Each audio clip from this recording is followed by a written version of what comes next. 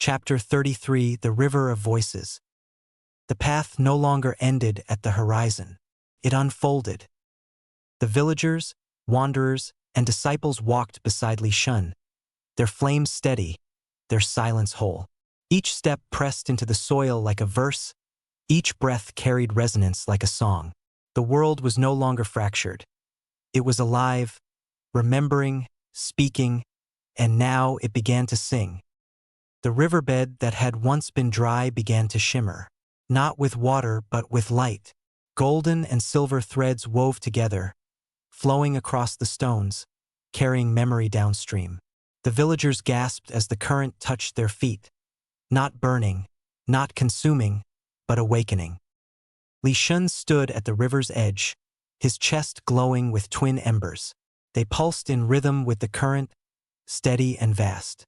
He felt the voices of countless lives moving through him, the laughter of children, the grief of widows, the vows of fathers, the silence of elders.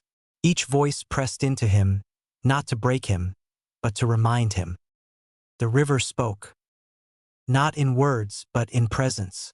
Each ripple carried a truth, each wave carried a memory. The villagers bowed their heads, their flames flickering brighter.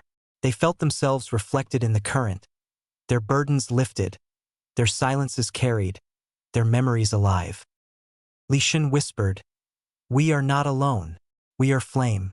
We are silence. We are voice. And now we are river." The flames pulsed once, then again. The resonance deepened. The villagers lifted their eyes, their steps aligned, their breaths shared. They felt themselves part of something vast, something alive, something greater than themselves. The river flowed onward. It carried the silence of forgotten lands, the memory of broken vows, the presence of lives endured. It did not consume. It did not destroy. It illuminated. The mountains trembled. The forests bent. The valleys breathed. The world was no longer waiting. It was awakening. Li Shen staggered beneath the weight of it, yet he did not fall.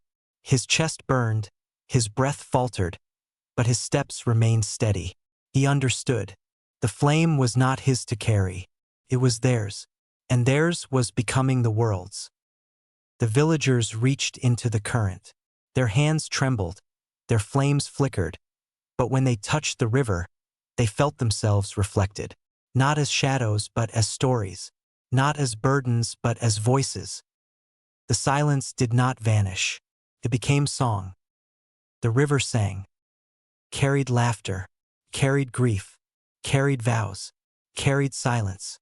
And in its song, the villagers heard themselves. They wept, not from sorrow, but from recognition. They felt themselves seen, remembered, alive.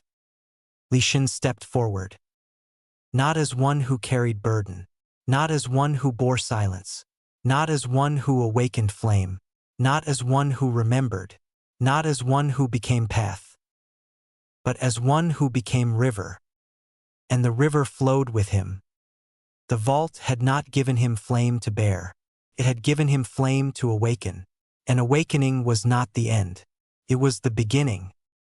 The river stretched onward, vast and alive, and the living flame sang with it.